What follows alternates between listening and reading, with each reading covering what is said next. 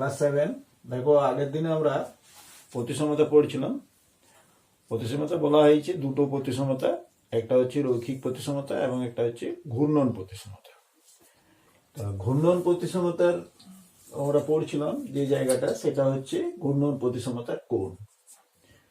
দেখো এটা একটা বৃত্তাকার বা চক্রাকার একটা বস্তু, এই ঘুরছে, এই মুখে যাচ্ছে, তার জন্য তীর চিহ্নটা এইদিকে দেখানো হয়েছে। এইভাবে আমি মাঝ বরাবর 90 ডিগ্রি অ্যাঙ্গেলে এসি বিডি নিয়েছি। দেখো এইটা হচ্ছে এর কেন্দ্র, এইটাকে আমরা বলছি ঘূর্ণন কেন্দ্র। এইটাকে কেন্দ্র করে এই চক্রাকারে এই বস্তুটা ঘুরছে এবং এই মুখে যাচ্ছে। লক্ষ্য করো, প্রথমে ভাবে এ বি সি ডি এই বিন্দুগুলো এর পৃষ্ঠে যেমন ভাবে দেওয়া হয়েছে, থিটা পরিমাণ কোণটা ঘোরার পরে, থিটা একটা কোণের নাম ধরো, এই পরিমাণ কোণটা ঘোরার পরে এই এ বিন্দুটা এসে পৌঁছেছে ডি এইখানে, আর বিটা এসে পৌঁছেছে সি এর জায়গায়, সিটা এসে পৌঁছেছে ডি এর জায়গায়, আর ডিটা জায়গায় গেছে সি এর জায়গাতে ডি চলে গেছে। এইটা ঠিক হুবহু এই জায়গার আকৃতিটা মনে হচ্ছে না, পজিশনটা এটা যেমন আছে ঠিক এটা সেরকম। দেখে বোঝা যাচ্ছে যে কতটা পরিমাণ ঘুরেছে। কেবলমাত্র যদি আমি থিটাটা যদি তুলে দিই আর এই অক্ষরগুলো যদি মুছে দিই, তাহলে এই বস্তু দুটোর কেবল বলা হবে যে এই জায়গাটা এইখানেই, বস্তুটা এইরকমই আছে, ঘোরাটা কোনো মালুম করা যাবে না। তার মানে কি হলো, এইটার প্রতিরূপ এইটা হয়েছে। তাহলে ন্যূনতম কতটা কোণ ঘুরেছে ও, ন্যূনতম থিটা কোণটা ঘোরার জন্য তার প্রাথমিক অবস্থার প্রতিরূপ অবস্থায় পৌঁছেছে, আর এই অবস্থাটাকেই বলা হয় ঘূর্ণন প্রতিসম, এবং এই ঘটনাটাকে বলা হচ্ছে ঘূর্ণন প্রতিসমতা।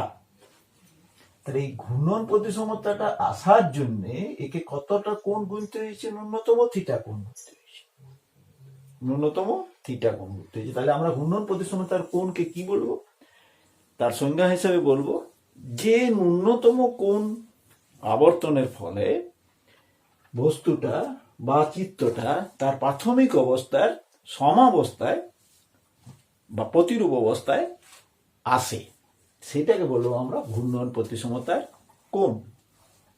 আর দেখো এই বিন্দুটাকে কেন্দ্র করে আমরা মোট এ থেকে পুনরায় ঘুরে আবার এ পর্যন্ত যদি আসি, তাহলে মোট যে কোণটা কেন্দ্রে হবে তৈরি, সেই কোণটার পরিমাণ হচ্ছে 360 ডিগ্রি।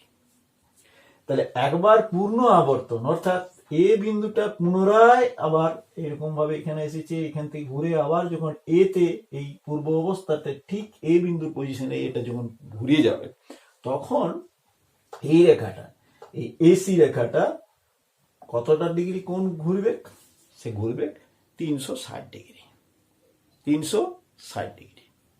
তাহলে 360 ডিগ্রি কোণটা আবর্তন করার জন্য তাকে কতবার প্রতিসম অবস্থায় আসতে হবে, এই চিত্রটা থেকে আমরা বুঝতে পারছি এটাতে কতবার প্রতিসম অবস্থায়, গোলাকার চিত্র অসংখ্যবার তার প্রতিসম অবস্থায় আসবে।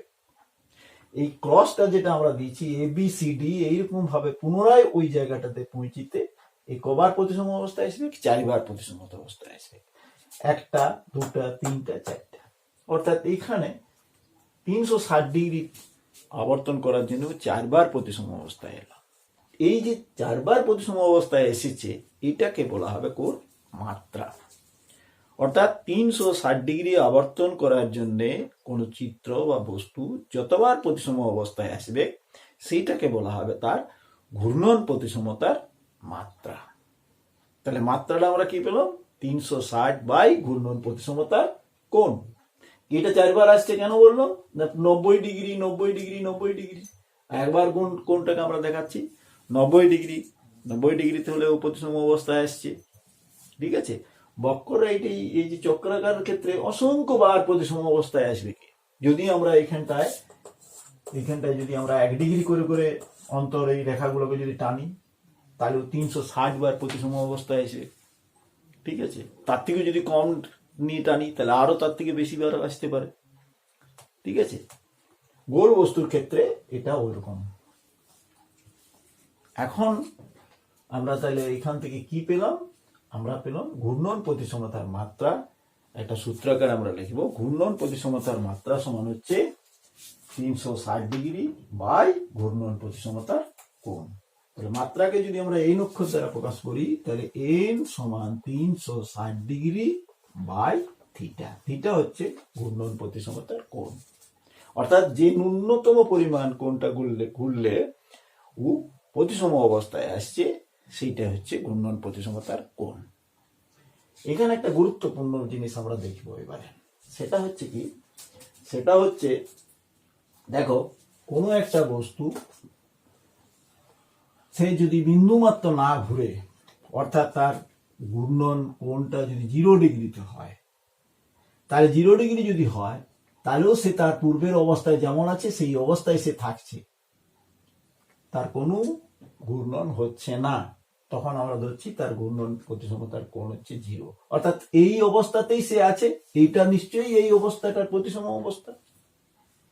যে যেমন ভাবে আছে সেই সেমন ভাবেই যদি তাকে আমরা দেখি, তাহলে তার যতবার আমরা দেখিব ততবারই সেটা দেখা হচ্ছে তার একই রকম অবস্থায় আছে। এই একই রকম অবস্থায় আসাটাই হচ্ছে প্রতিসম অবস্থা। তাহলে ও প্রতিসম অবস্থায় আছে, বিনা ঘুরে কোনো কোণ আবর্তন না করেই সে প্রতিসম অবস্থায় তার থাকে। ঠিক। আবার যদি এটা 360 ডিগ্রি ঘুরে যায়, তাহলে ধরো এটা 360 ডিগ্রি যখন ঘুরলো তখন সেই এই অবস্থাতে এলো, তাহলে এটাও তার, যদি না ঘুরে তাও এই অবস্থায় এসে পৌঁছিচ্ছে। আর যদি 360 ডিগ্রি ঘুরে তাহলেও সেই এই অবস্থায় এসে পৌঁছিচ্ছে, সেই আগের প্রাথমিক অবস্থায় একবার হুবহু সেই রকম অবস্থায় পৌঁছিচ্ছে, না ঘুরেও। আবার যদি 360 ডিগ্রি ঘুরে তাহলেও সেই জায়গায় বটে। মাঝে যে কবার ঘুরছে সেটার তো কোনো হিসাব রাখা যাবে না। এই যদি 100 বার ঘুরে এসে এই জায়গায় বসে একই রকম দেখাবে, তাহলে কোনো পরিবর্তন লক্ষিত হবে না।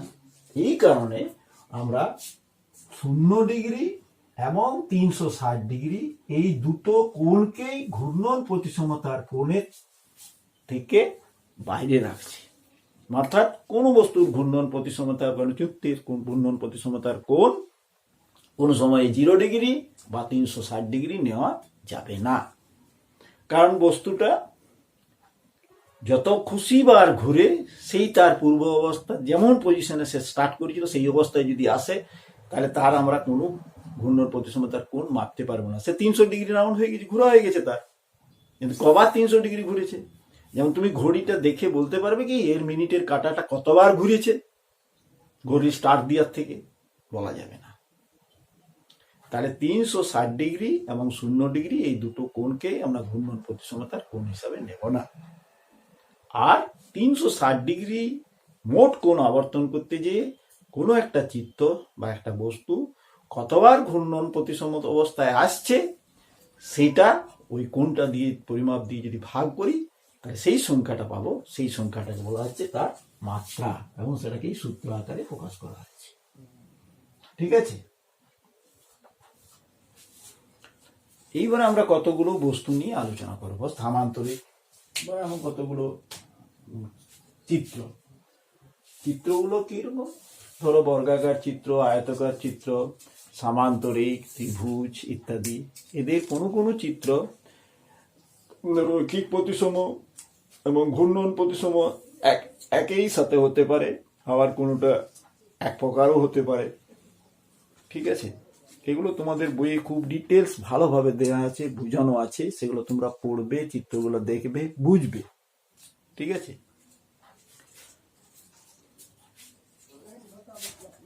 এবং ঘূর্ণন প্রতিসমতার মাত্রা জিনিসটা জানবে। ঘূর্ণন প্রতিসমতার মাত্রা নিয়ে প্রশ্ন আসবে। ঠিক আছে, আমরা এই চ্যাপ্টারে আর বিশেষ কিছু পড়বো নাই, পড়বার নাইও।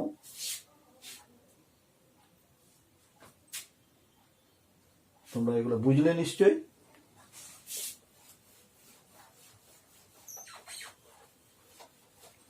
আমি কতগুলো চিত্র দেখাচ্ছি, এগুলোর ঘূর্ণন প্রতিসমতা বা রৈখিক প্রতিসমতা এগুলো নিয়ে একটু আলোচনা করা যাক। যেমন ধরো আমরা একটা সমদ্বিবাহু ত্রিভুজ নিচ্ছি। এ বি সি একটি সমদ্বিবাহু ত্রিভুজ। এই সমদ্বিবাহু ত্রিভুজটার একটা রেখা যদি আমরা এ থেকে ডি পর্যন্ত টানি, যেটা এডি লম্বভাবে ডিকে ছেদ করেছে, তাহলে এডিটা হলো এর সমদ্বিখণ্ডক। এই রেখাটাকে আমরা এর রৈখিক প্রতিসমতার রেখা হিসাবে নিতে পারি। এটা রৈখিক প্রতিসম। এই অংশটাকে যদি এই অংশে এই রেখা বরাবর ফোল্ড করি তাহলে হুবহু মিলে যাবে। কাজে এটা এই চিত্রটা হলো রৈখিক প্রতিসম। এ ঘূর্ণন প্রতিসম নয়। আমরা এর যে কোনো কোণে ঘোরাই না কেন, একে ঘূর্ণন প্রতিসম অবস্থার প্রতিরূপ অবস্থায় প্রতিসম অবস্থায় আনতে পারবো না। কাজেই সমদ্বিবাহু ত্রিভুজ যে কেবলমাত্র রৈখিক প্রতিসম, ঘূর্ণন প্রতিসম নয়। আবার একটা চিত্র হলো সামান্তরিক। সামান্তরিক এইগুলো তার কর্ণ, এই কর্ণর ছেদবিন্দু ও। এটাকে যদি আমরা ঘোরাই তাহলে দুবার প্রতিসম অবস্থায় আসবে। তাহলে ঘূর্ণন প্রতিসমতার মাত্রা হচ্ছে 2, কিন্তু সামান্তরিক রৈখিক প্রতিসম নয়। ঠিক। আবার দেখো বর্গক্ষেত্র ঘূর্ণন প্রতিসম বটে, রৈখিক প্রতিসম বটে। বৃত্ত এটা একটা বৃত্তাকার বস্তু বা বৃত্তাকার চিত্র। বৃত্ত যদি নেওয়া হয়, এটা অসংখ্যবার ঘূর্ণন প্রতিসম, তার মাত্রা এর হচ্ছে অসংখ্য, মানে অসংখ্যবার নিজের প্রতিরূপ অবস্থায় আসবে।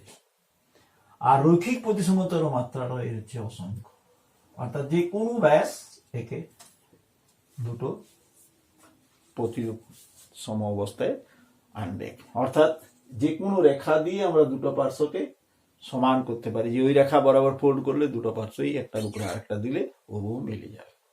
তাহলে এর প্রতিসমতার রেখাও অসংখ্য, তাহলে একে বলা হবে। আর ঘূর্ণন প্রতিসমতার